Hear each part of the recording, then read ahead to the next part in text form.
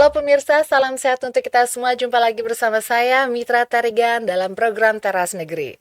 Program Teras Negeri ini bisa Anda saksikan di kanal YouTube Tempo.co. Tamu saya sore hari ini adalah pejabat Wali Kota Sukabumi, Bapak Kusmana Hartaji. Assalamualaikum Bapak. Waalaikumsalam Apa kabar warahmatullahi Bapak? wabarakatuh. Alhamdulillah Di sehat. bulan Ramadan tetap sehat ya Pak ya? Ya, sehat Tetap dan semangat. tetap semangat. Tetap sehat dan semangat. Izin Pak saya bacakan profil Bapak dulu sekilas Pak. Bapak Kusmana Hartaji lahir di Bandung 19 Maret 67 yang baru saja merayakan usia 57 ya Pak. 27 tahun. Selamat ulang tahun Bapak. Terima kasih. Semoga sehat dan sukses selalu Amin, tentu amin. saja.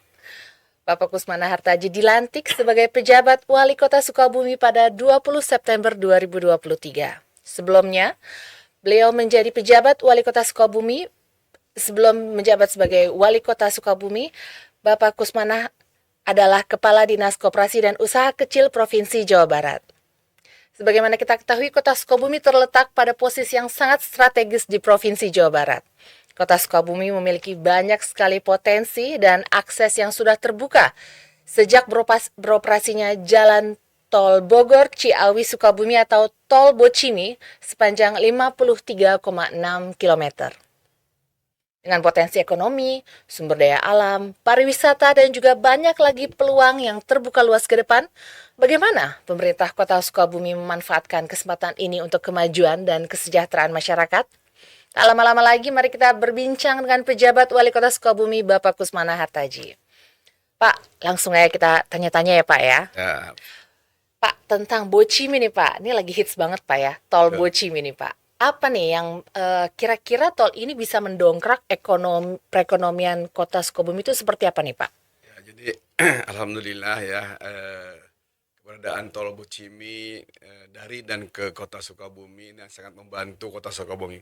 Paling tidak ada dua hal ya yang yang berpengaruh besar terhadap pertumbuhan Kota Sukabumi. Ya, jadi antara lain adalah waktu tempuh gitu kan. Waktu tempuh yang selama ini sekitar 4 sampai 5 jam dari Jakarta gitu kan. Bahkan kalau lagi sibuk-sibuknya sial-sialnya gitu ya, bisa sampai 6-7 jam. Lama ya dulu Macet ya. gitu kan. Tapi dari Bandung sekitar 4 sampai 5 jam saja. Tapi kita harus memilih waktu untuk melakukan perjalanan keluar kota sesuai dengan jadwal bubaran pabrik. Jadi kita juga punya strategi sebetulnya.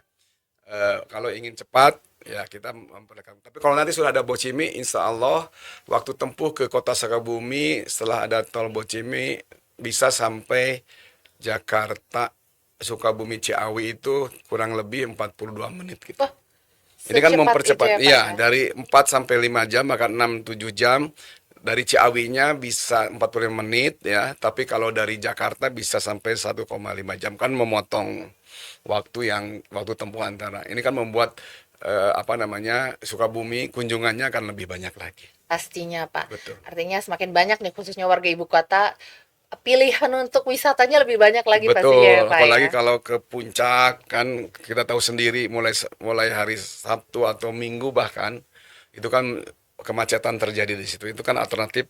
Mudah-mudahan ini menjadi solusi untuk bagaimana warga Jakarta gitu kan untuk masuk ke Kota Sukabumi. Tidak hanya warga Jakarta Pak, warga semuanya ya Pak ya. Betul. Khususnya di kawasan Jawa Barat ya Iya, Pak ya. dari Bogor, termasuk juga dari Cianjurnya, Pastinya. mungkin dari Bandung Rayanya juga sama. Gitu. Baik. Dalam hal investasi nih Pak, kira-kira dia akan menarik investasi di mana saja nih Pak?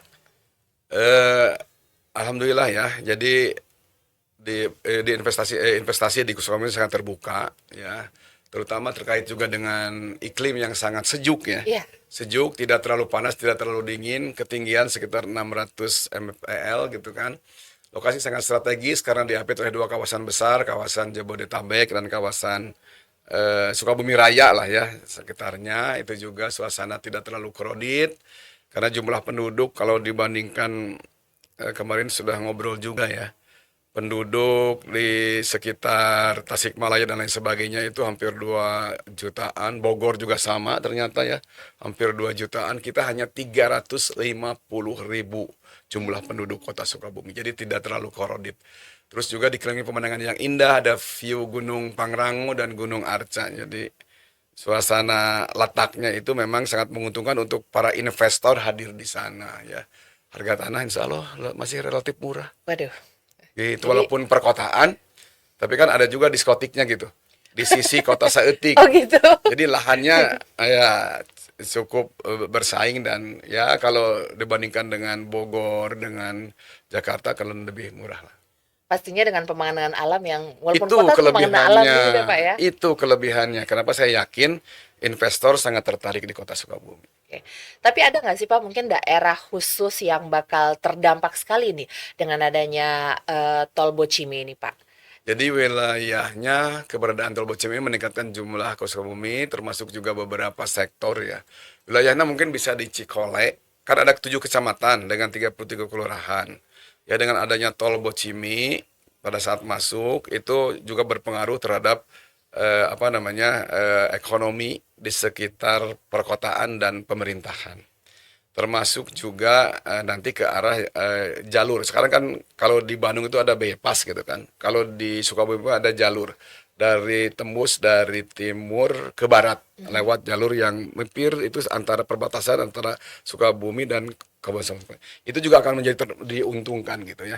Termasuk juga karena potensi ini juga berkembang nanti di properti, di hotel restoran karena selama ini walaupun tujuannya ke Kabupaten Sukabumi, tapi nginapnya, Di kota. makan-makannya Iya. itu ada di kota Sukabumi. Oke, kuliner berarti bakal berkembang banget ya Betul, Pak iya. ya. Jadi kuliner akan sangat berubah. Sekarang saja belum ada bocimi itu ciri khas kulinernya cukup beragam. Gitu. Pak, ini peningkatan ekonomi pastinya harus disejajarkan dengan peningkatan dari segi sosial dan keamanan nih Pak. Tentu saja dengan keterbukaan akses ini Pak. Kira-kira gimana nih pemerintah Kota Sukabumi untuk mengantisipasi hal ini Pak? Ya, jadi otomatis ya, itu juga menjadi pemikiran kita gitu kan. Jadi kita juga mempersiapkan tata ruang, kami sangat menyusun tata ruang agar proses pembangunan dan investasi ini berkelanjutan dengan lingkungan hidup. Jadi ruang terbuka hijau, terus juga aktivitas sosial, aktivitas masyarakat juga itu menjadi pertimbangan.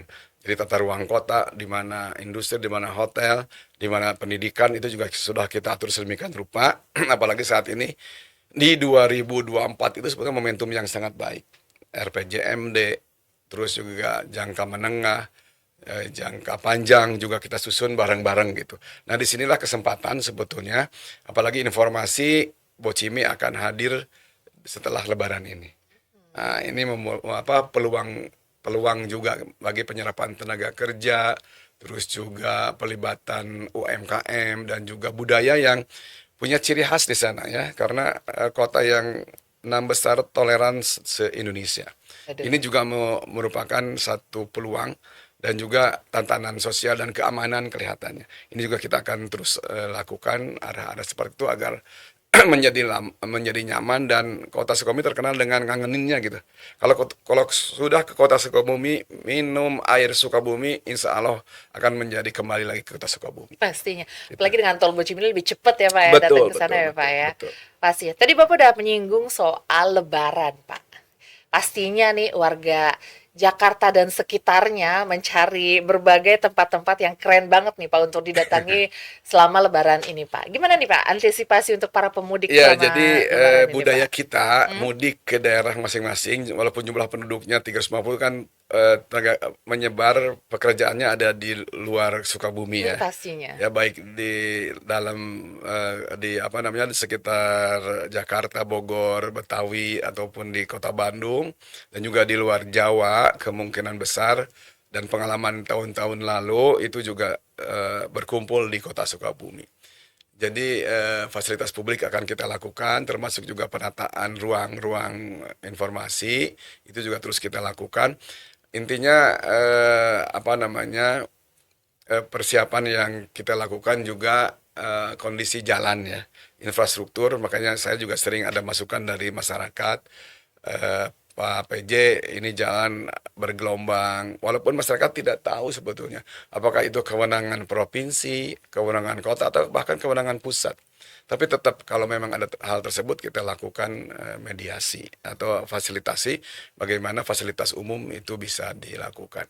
Termasuk juga penataan apa namanya para PKL ya.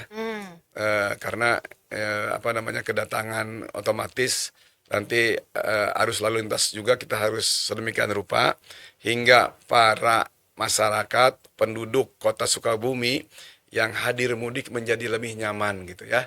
Jadi kedatangan pemudik itu kan inginnya bertemu keluarga, suasana bertemu silaturahmi dan juga tempat-tempat rekreasi otomatis karena sudah mulai berkembang.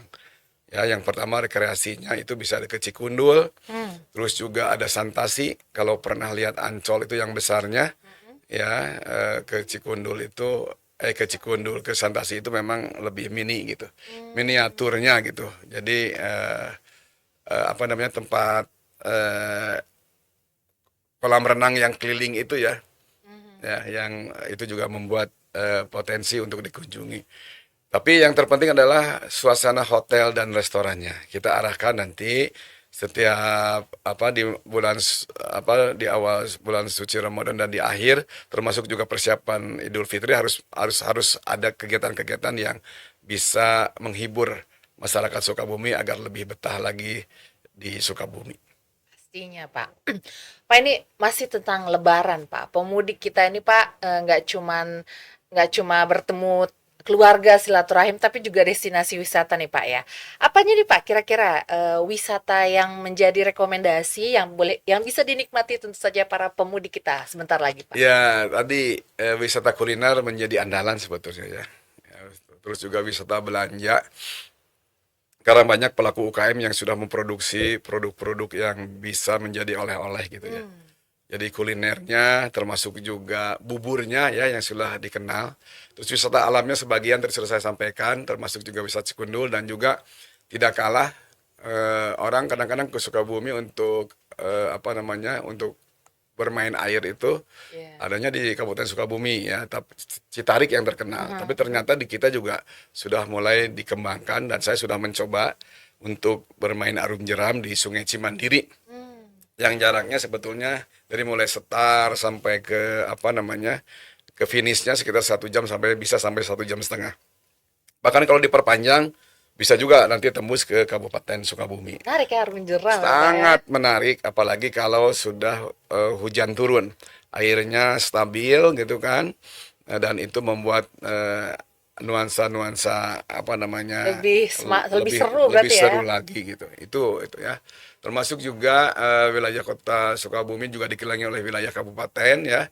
Jadi ada beberapa objek wisata gitu kan, ada gunung, rimba, laut dan pantai dengan istilah gurilap gitu kan, gunung, laut dan pantai. Mantap. Tapi di perbatasan kita sekarang kan sudah ada apa namanya yang akan jadi jalan tol keluar tuh Pak, yang di atas Gua Para, itu kan juga sebetulnya perbatasan juga gitu. Tapi kan yang nginepnya mah tetap aja di kota Sukabumi. Makanya Kulinernya juga saja. sama, ada bubur ayam yang ciri khasnya selain mochi gitu kan untuk oleh-oleh, terus juga apa namanya batik yang kemarin juga kita sudah lakukan lombanya, jadi ada ciri khas batik yang nanti bisa jadi oleh-oleh untuk warga orang Sukabumi yang kembali lagi ke tempat kerjanya setelah Idul Fitri gitu. Jadi Pastinya. jangan lupa belanja ya, terus kuliner, nikmati makanan-makanan khas, mungkin ngangenin juga kan selama ini di rantau, kembali ke Sukabumi ada sesuatu yang lebih lebih membanggakan bagi orang yang asli Sukabumi tapi dia merantau di luar Sukabumi. Pastinya, Pak. Balik masih tentang Lebaran nih, Pak. Kan wisata nih kalau misal Lebaran ini ramai, ramai sekali nih, Pak. Apa nih kira-kira yang bakal dilakukan oleh pemerintah Wali Kota Sukabumi agar para pemudik dan wisatawan lebih tetap nyaman dan aman Ya, ketika jadi kita kan sangat kompak alhamdulillah dengan forum komunikasi perangkat daerah, Forkopimda ya, pimpinan daerah termasuk dengan Polres, dengan Dandim gitu kan, dengan juga Kejati, Kejari dan juga PN dan Kementerian Agama, ya kita juga mempersiapkan sedemikian rupa rapat-rapat teknis terkait dengan kondusivitas keamanan. Ini dibuktikan juga dengan alhamdulillah kondusif dalam pelaksanaan pemilu kemarin, pemilu presiden dan legislatif gitu kan. Itu juga kondusif, jadi kita akan kolaborasi dengan berbagai pihak, A, B, C, G, M ya. Jadi akademisi, bisnis, komunitas, government sendiri dan media itu menjadi hal yang sangat penting. Jadi kolaborasi atau tim itu kita kan bukan Superman ya, tapi kita adalah super tim. Jadi harus sama-sama menjaga keamanan agar nuansa kondusivitas sektor pariwisata para pemudik menjadi nyaman dan selalu ceria ada di Kota Sukabumi. Amin. Jadi Gitu. pemilu udah pengalaman, Iya, Lebaran besok insya Allah aman juga ya Pak ya. aman juga. Apalagi saat ini warga Sukabumi itu kan tingkat pendidikannya sudah mulai berubah ke arah yang menengah tinggi sebetulnya ya keinginan pendidikannya. Jadi juga hubungan karena kan gabungan nih antara orang kota dan orang desa yang budaya gotong royongnya sangat erat gitu kan. Jadi somaya HDK Sema baik kepada tamu walaupun dia tamunya memang orang luar, orang dalam juga, tapi kan dia sudah lama merantau di luar gitu. Jadi itu juga harus kita layani. Jadi bagaimana pemerintah itu sudah mencoba mewujudkan apalagi dengan tadi toleransi kita gitu. Tadi Pak, kolaborasi di pemilu sudah dilakukan Pak. Dari segi perekonomian nih Pak, kolaborasi. Kan kayaknya masih banyak nih Pak, perekonomian yang bersentuhan dengan masyarakat Pak. Bagaimana nih dukungan pemerintah untuk bisa meningkatkan perekonomian masyarakat, misalnya wisata-wisata alam Arung Jeram yang biasa dikelola oleh penduduk sekitar gitu Pak. Dukungan dari pemerintah seperti apa? Jadi di sana itu kan banyak juga pelaku-pelaku usaha baik sektor jasa gitu kan maupun di sektor makanan dan pariwisata.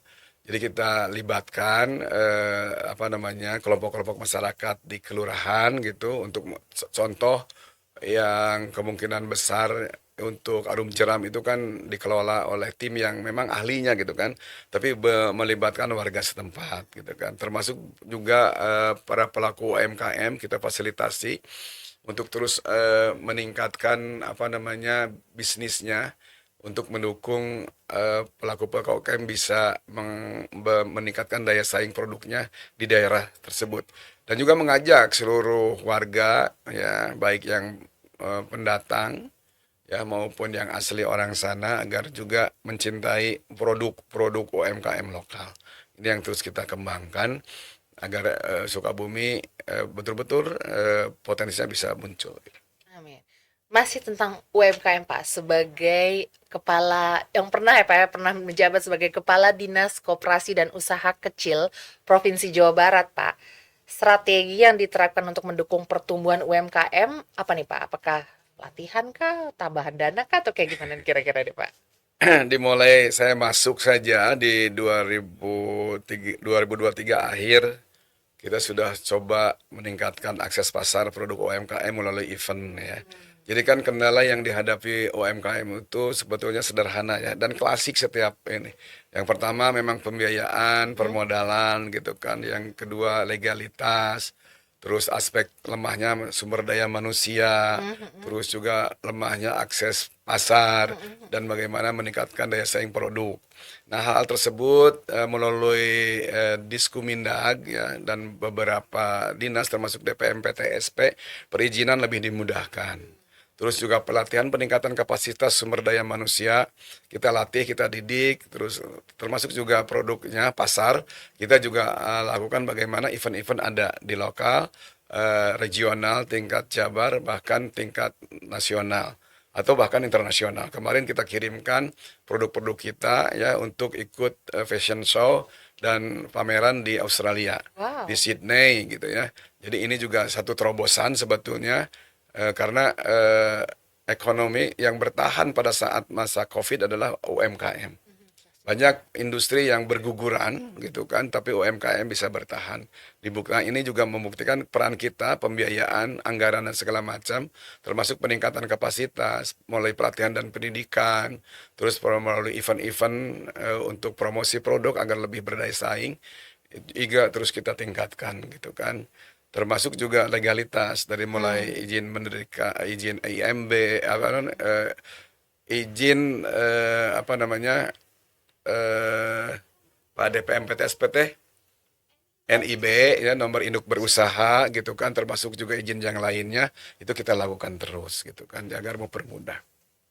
Itu teh termasuk juga untuk daya saing kan ada Iya. sertifikat halal, ada PIRT, termasuk juga hal yang lain kerjasama dengan Kementerian Agama kan ada program khusus nih Kementerian Agama kemarin tahun Halal ya. kemarin yang halal itu kan gratis gitu kan. Itu juga kita apa namanya agar bisa dimanfaatkan oleh kita. Itulah bentuk kolaborasi, kita tidak bisa sendiri, jadi Pastinya. semua pihak juga harus dilibatkan.